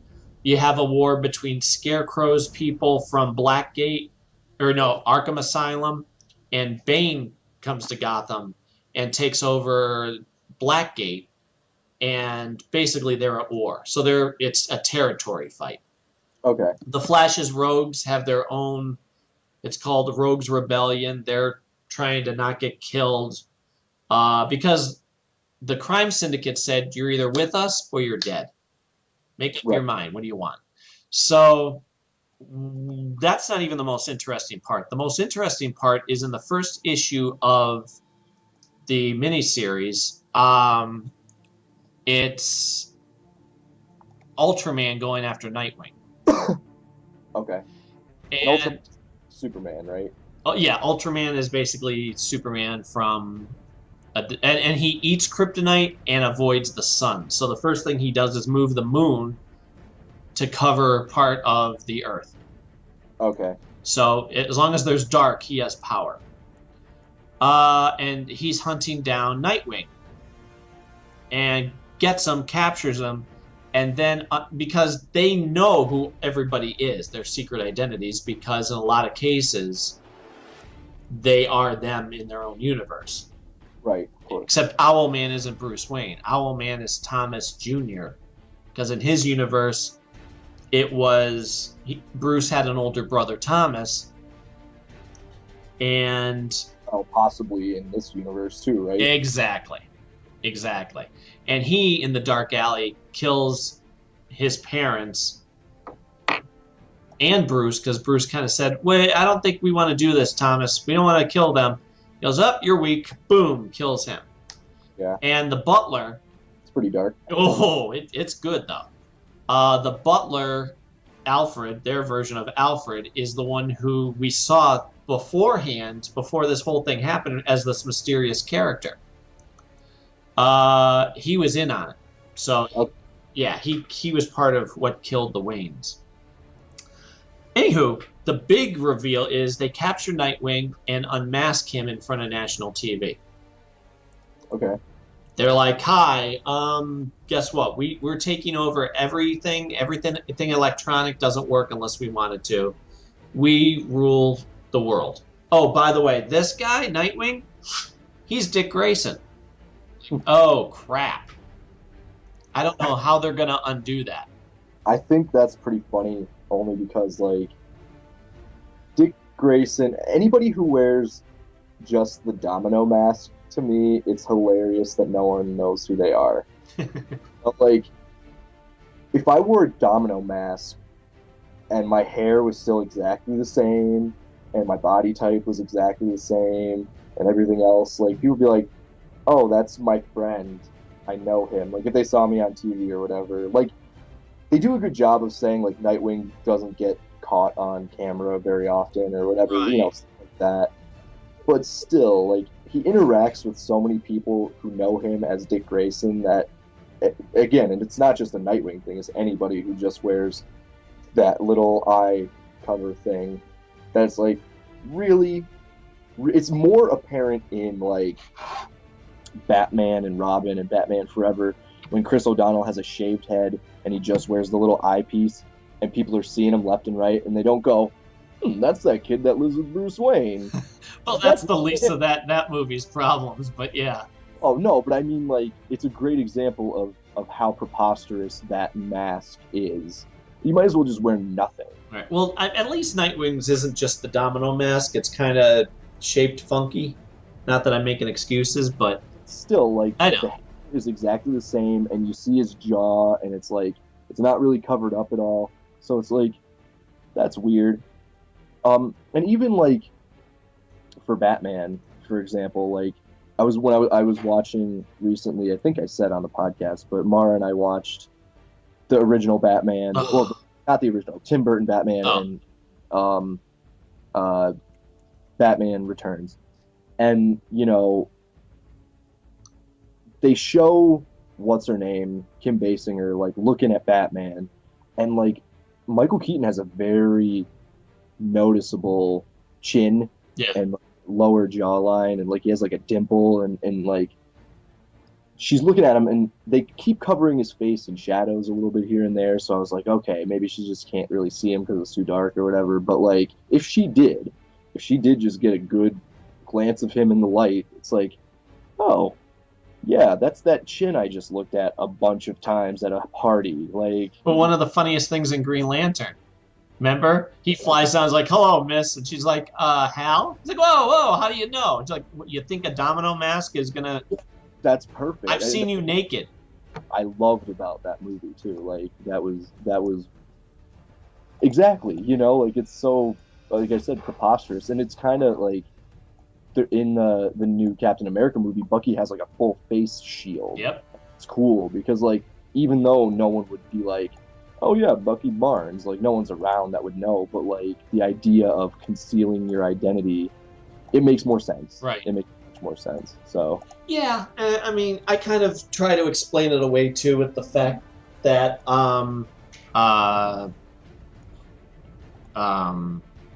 you know, in their civilian identities, most of them don't really get in the spotlight. Okay. Well, Bruce. Well, Bruce Wayne is not that example, but he has a full face mask. I mean, like Dick Grayson. Yeah. You know what I mean? He doesn't really... Nobody really knows who he is. As a matter of fact, in that miniseries, they point out Catwoman is with Batman at that time. Because Batman survived, and people go, oh, so the crime syndicate was full of crap. They didn't kill the Justice League. But we don't know where the rest of them are. All we know is Batman and Catwoman are free. And Lex Luthor's trying to build up a resistance, and Bizarro gets created, and all that. But when they find out, when they see the footage of Dick Grayson getting unmasked, Catwoman turns to him and says, Dick Grayson? And he just says, he's someone important to me. And doesn't say anything else. Right. Because I'm thinking, oh, crap, they're going to go, wait a minute, this is Bruce Wayne's ward and, you know, his adopted son. So therefore, if he's Nightwing, then that means that Bruce Wayne is Batman. And Right. you know, but they've kind of, I thought they did a pretty good job of covering that up. It's just, yeah, but I'm just thinking in like a real world sense. Even if Dick like never did anything to like warrant being on the news or whatever, think about how many like famous people's family members we know of that they just like get attention because they're related to the famous or rich person. Sure. Like, it would just happen, you know, like people would know who he is. He would be like Johnny Storm, you know, like get all the news, the press and stuff like that. Like, You know, the Wahlbergs, speaking of which, are going to have their own TV show. what's that? Danny Wahlberg and all, the mother and them are going to have their own reality show. Donnie Wahlberg? Yep. Okay. Yep, because I guess the three of them own a restaurant together. Okay. Yeah. Okay. I don't know if that's the smartest thing to do if you want to be taken as a serious actor, but again, I think he's past that. Huh? I think he's past that. That's what I'm saying. I'm hoping this is going to be good and not hurtful. Oh, go ahead. You were gonna say something, but I just thought of something I was gonna tell you. I mean, I just think Donnie Wahlberg's time is past for trying to be an actor necessarily. I mean, sure, he can still do stuff, but um, he's with New Kids on the Block. They're doing their Well, reunion. it's the two brothers. Okay. Oh, it's not the one in New Kids on the Block? It's both of them. It's both of them and their mother. I just read this in a magazine. Oh, okay. Because the other one is on the CBS show with I didn't know there were that many Wahlberg brothers. oh yeah. Thought it was only Donnie and Mark. Well, both of them are going to be on the show. Wow. It's like the Baldwin brothers. So how many are there? I don't even know. Every time doing something, I'm like, okay, cool, interesting. Yeah. Oh, what I was going to tell you was I got a lot of feedback from some names that you would recognize through, the writer of Little Depressed Boy was going back and forth with me because I sent him the link saying about how, looking forward to the return of your book. And he said, yeah, I'm working on it, but thanks for the support and all. So that was cool. Cool. Sean Steven Strubble is his name. But also, some fun little tidbits. Michael Ja White, who you know from Spawn. Yes. Well, he's been on Arrow. He's Oh no, never mind. played Bronze Tiger. Okay. Well, he is now following me on Twitter, which I thought was kind of cool. That is cool. I guess he saw, the podcast of us talking about Arrow, so I thought that was neat. And Darcy Donovan, who you may have seen her in Anchorman, she very sweet. She liked the our last podcast. She said, "Let's just say number one on my bucket list is to play Wonder Woman." Okay, cool. Yeah, so that was sweet. What else? I got a couple nice. Mike Alred had commented. He said, "Hey, talking about the Justice League casting and all." He goes, "Optimism is my middle name." Oh wait, no, it's not. So that was kind of cool too. Where did they post these comments, by the way? To me, Oh, okay. yeah. And Rainbow Sun Franks, who's I know him through Stargate. He was on Stargate Atlantis. He's going to do an episode with me hopefully next week. Oh, very cool. Yeah. He friended me or followed me. I don't know what the term is on Twitter too. Yeah. He's a sweet guy, so I'm looking forward to chatting with him. Okay. But yeah, it's really nice. I'm, as much as have always been anti-Twitter, it does have its benefits. As limiting as it is, if you just want to get a quick word out to somebody, it's helpful. I love Twitter. I'm such a I used again. This is years ago. I was like Twitter, blah, whatever, weird. But then when I started using it, I love it. I don't know.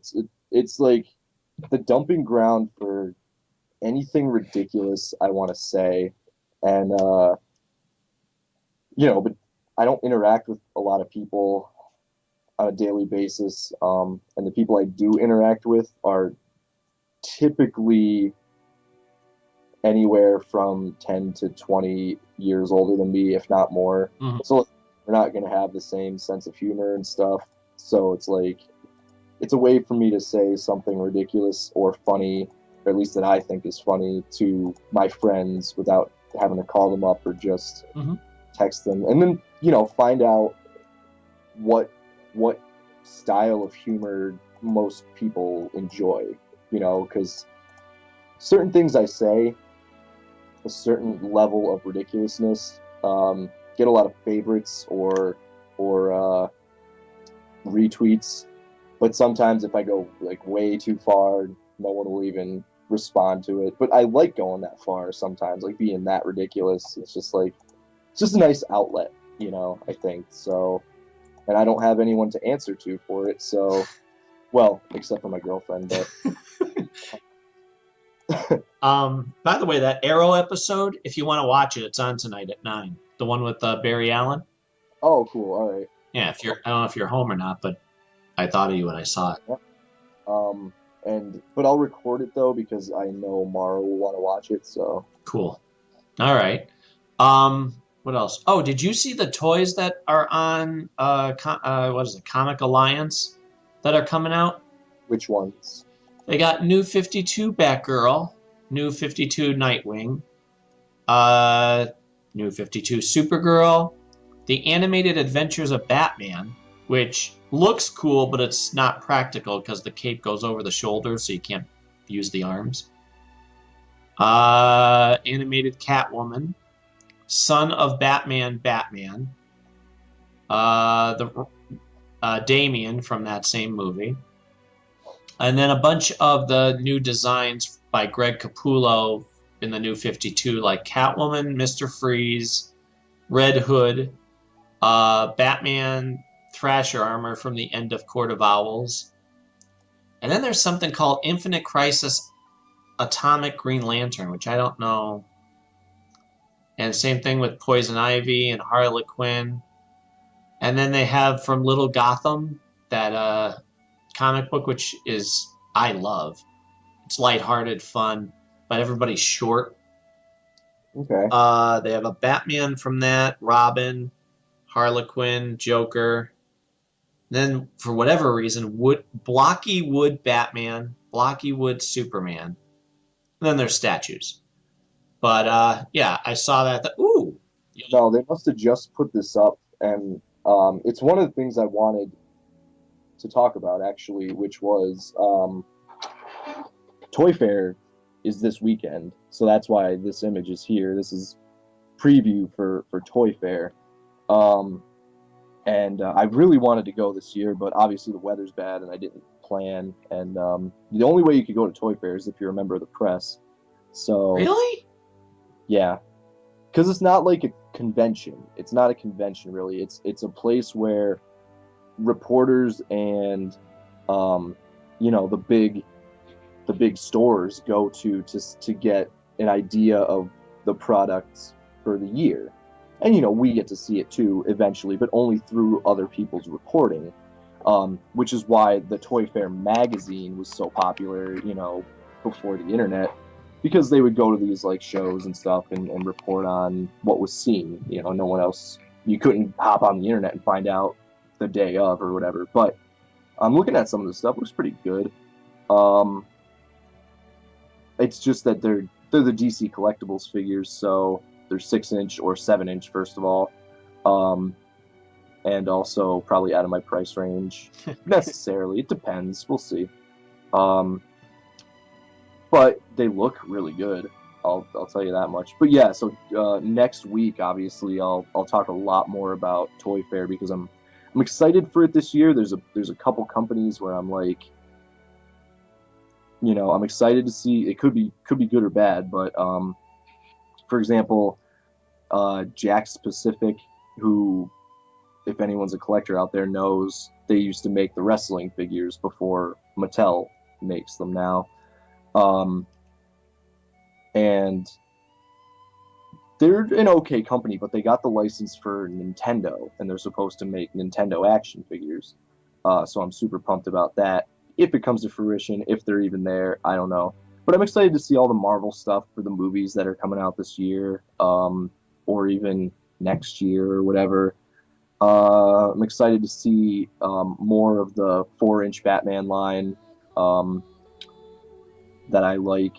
It's not just Batman, it's the 4-inch DC line, but whatever, see what they've got planned for that. And Lego, I'm excited for, because I heard that they're doing Captain America Legos for the movie, but we haven't seen anything yet, so I want to see how those are going to turn out.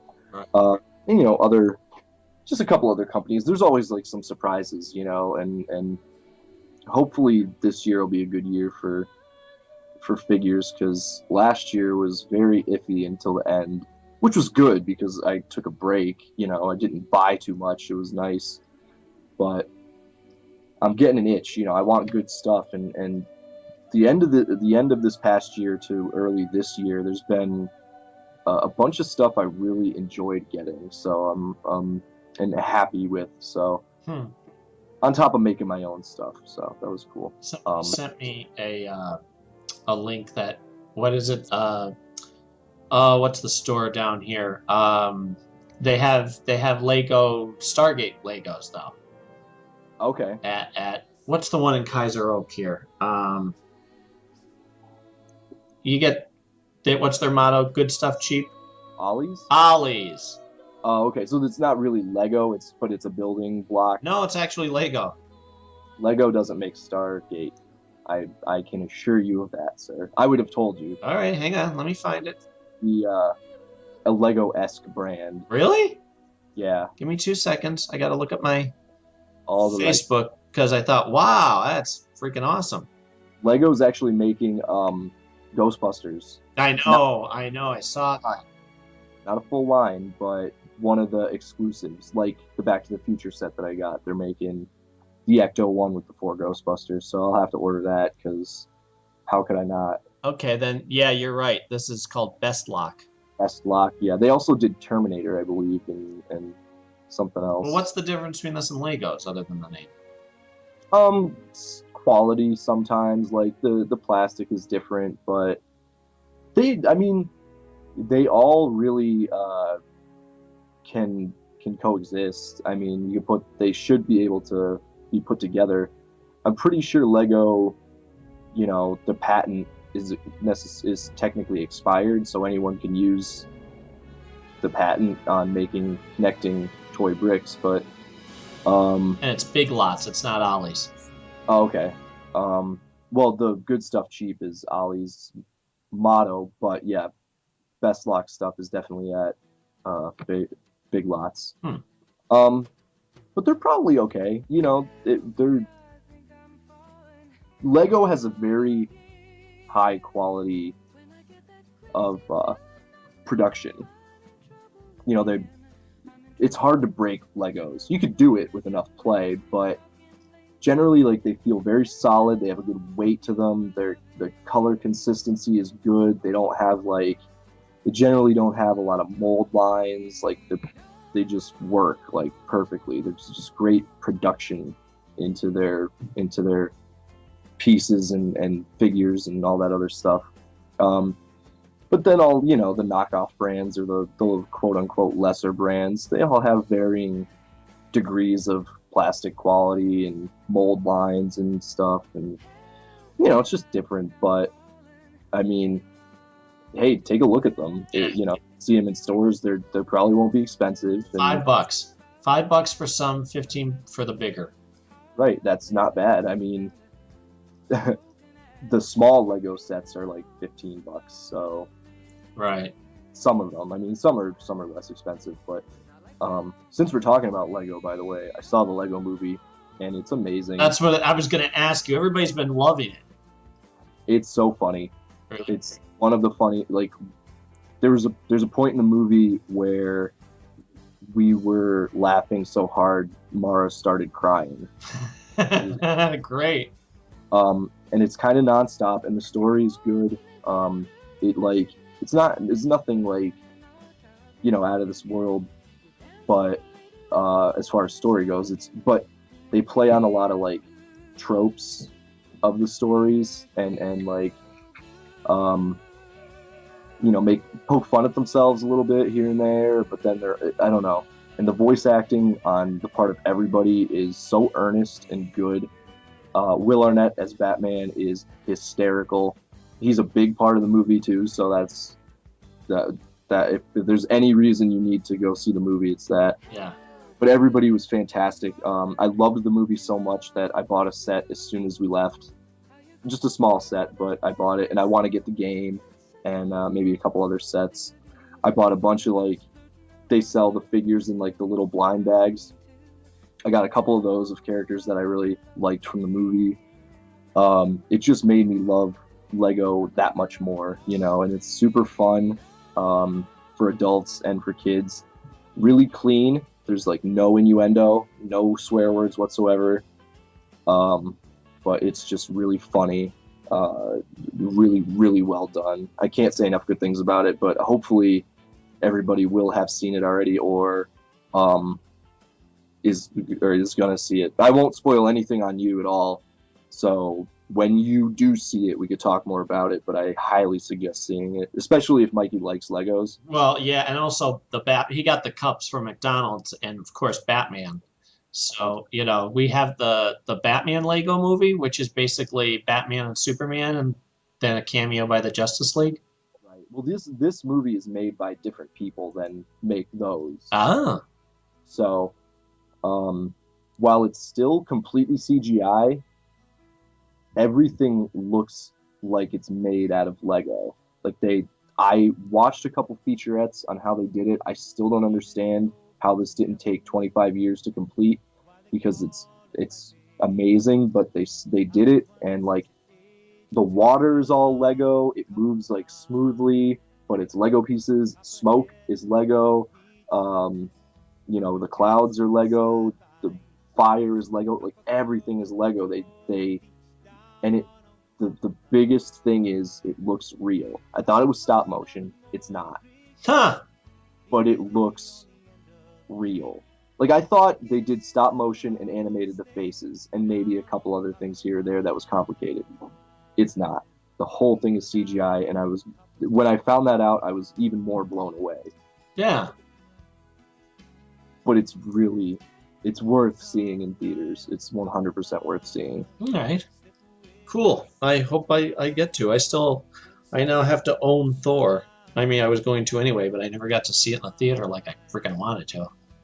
Well, if it's an excuse to go to the movies and take Mikey with you, then, do it, because you'll laugh a lot. And you know what, without spoiling anything,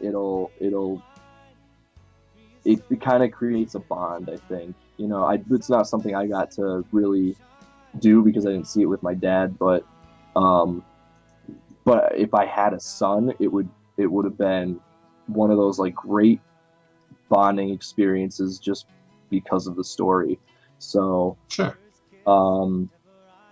Yeah, it's so good. Everything good you've heard about it is 100% true. It's not overblown. Huh. And they went to see Frozen last weekend. Okay, also good. Yeah, Cindy loved it. She's like, wow, I think the Lego movie is better than Frozen, though. Wow, that's saying something. I finally got to see Brave. I saw Brave too, not that long ago. Yeah, it was just on last weekend, and I'm like, all right, everybody, sit down. We're watching this because I've been wanting to see this.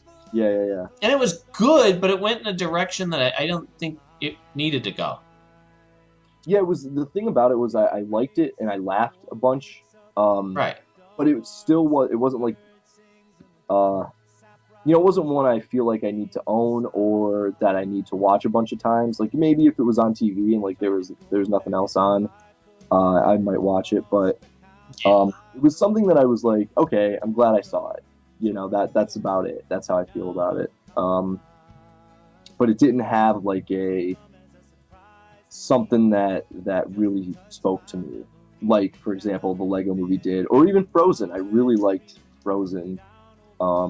For a lot of the reasons other people are raving about it, which is the fact that it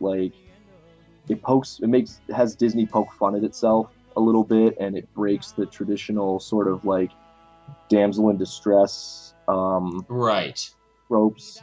The character, the blonde character, I forget his name, but when the princess is like, oh yeah, I'm getting married to this guy I just met, and he's like, why would you ever marry someone you just met? What's wrong with you? And stuff like that. And the story allows both of the characters, of the male and female character, to be strong alongside each other, as opposed to him having to cover up for her or whatever. But they help each other out and they grow and have a consistent character arc, and a lot of people are psyched about that, and I'm psyched about that too, because I've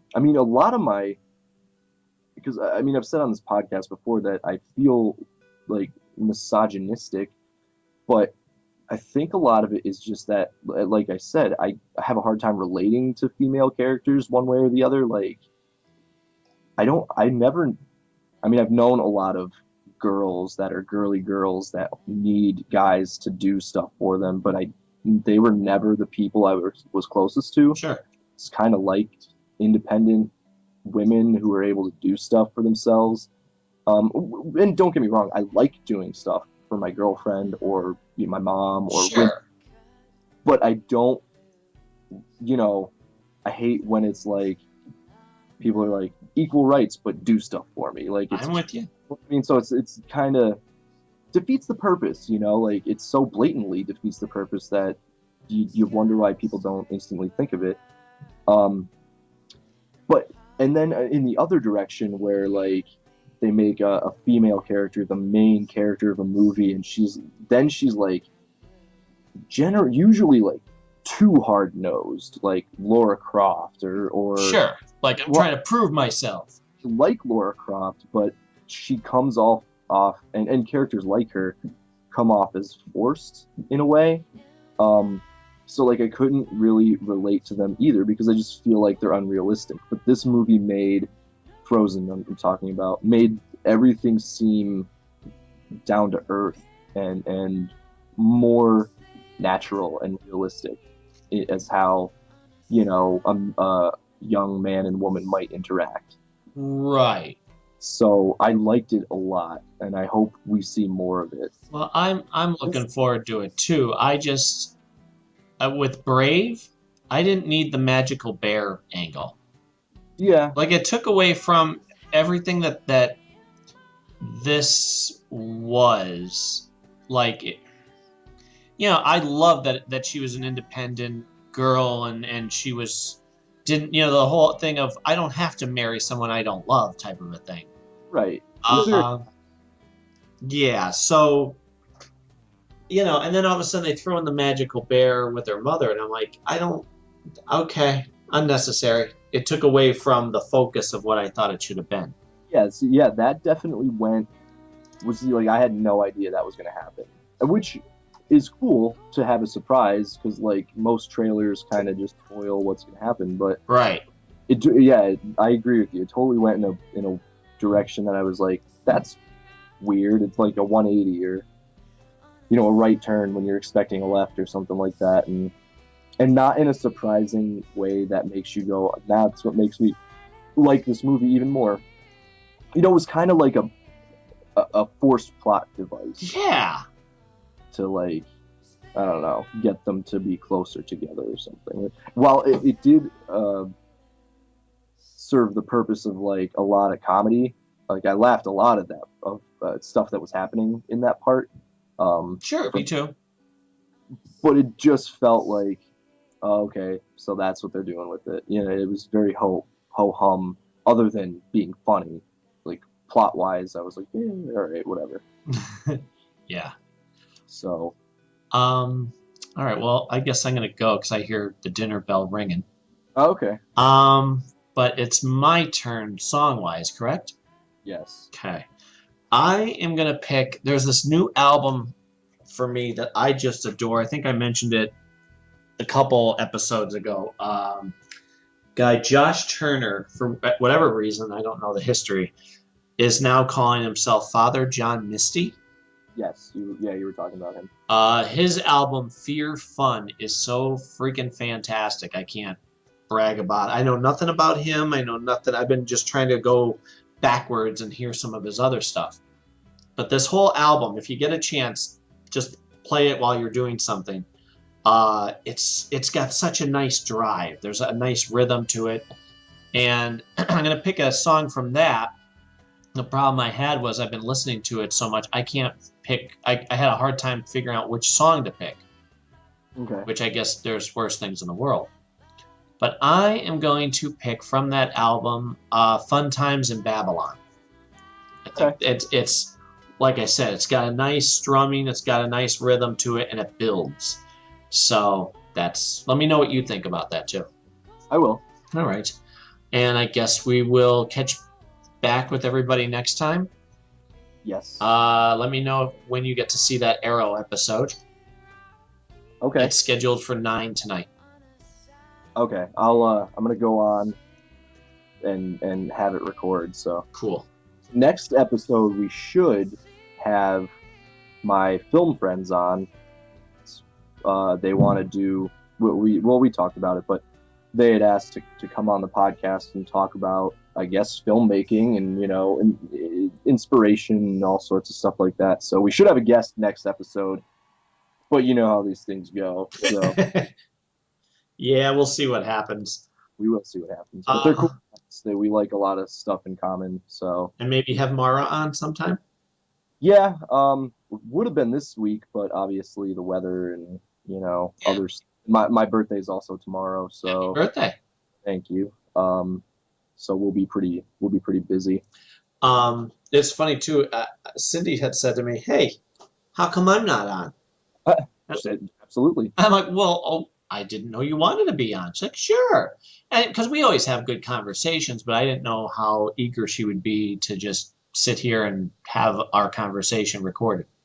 Yeah. But she's big on Sleepy Hollow, Okay. so yeah, that'll be something when that happens. And Mara said the same thing. She was like, "Well, I don't. What would I talk about?" I'm like, "Don't worry. I almost never prepare any. I literally don't prepare anything. But sometimes I don't even think about what I'm gonna say. We just start talking, and then Right. this, we talk about that, we talk about, and I said, we'll direct it. Don't worry. We'll probably do, when we have guests on, what we did to begin with, which was, Here's a topic. Go. this stuff. What's your favorite of this stuff and why and blah blah blah. And then before you know it, 2 hours are gone. So Yeah, it's not going to be a painful it's not- experience. you're like, oh, we could talk about a bunch more stuff, but you can only do so much. So Exactly. like, don't worry. But she wants to start a vlog, maybe a video blog and stuff, and I'm like, do it, but what are you gonna but this would be a great way to get comfortable with that. So I was like, you should come on because we like all the same stuff. Absolutely. So And it'll be neat to hear her perspective, Joe. yeah. All right. Well, then we will catch you guys next time. Yep. And keep the comments coming. I try to remember to mark them so I can read them back when we're doing this, and then I forget. But we did get a bunch of nice. Sean Whelan from Raging Bullets had said we were talking about the casting for these movies, and he said, I always need to see a film before I ever truly know. The continued casting rumors are good fun though. So he's got a good perspective on it. All right, so we'll catch you guys next time. Yeah, everybody, don't forget, keep those downvotes coming and all that other good stuff. So Yeah. All right, bye. bye, everybody.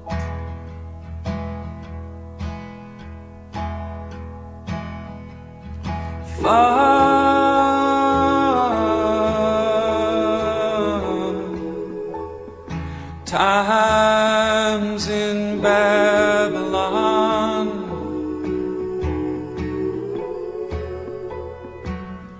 that's what I'm counting on.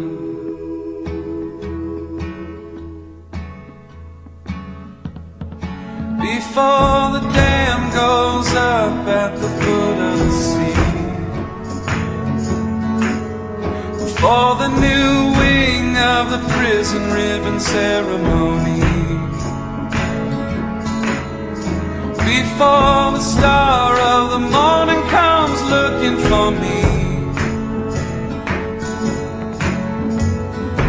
I would like to abuse my love,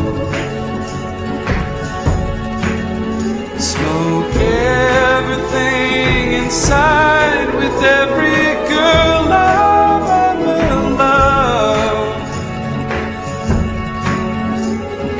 ride around the wreckage on a horse knee deep in blood. Look out, Hollywood, here I come.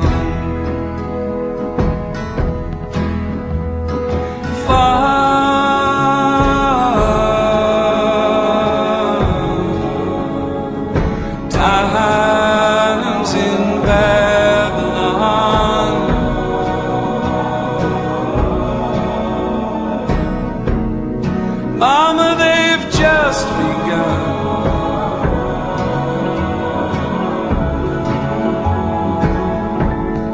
Before they put me to work in a government camp,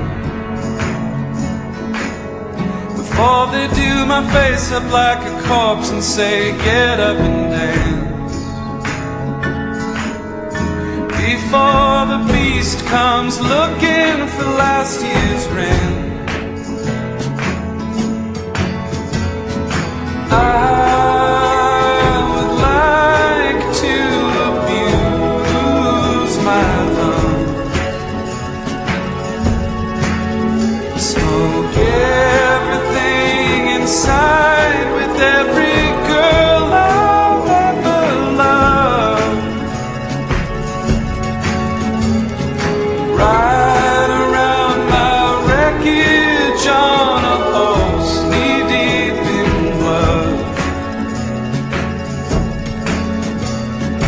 Look out, Hollywood, here I come. Look out, Hollywood, here I come. Look out, Hollywood, here I come.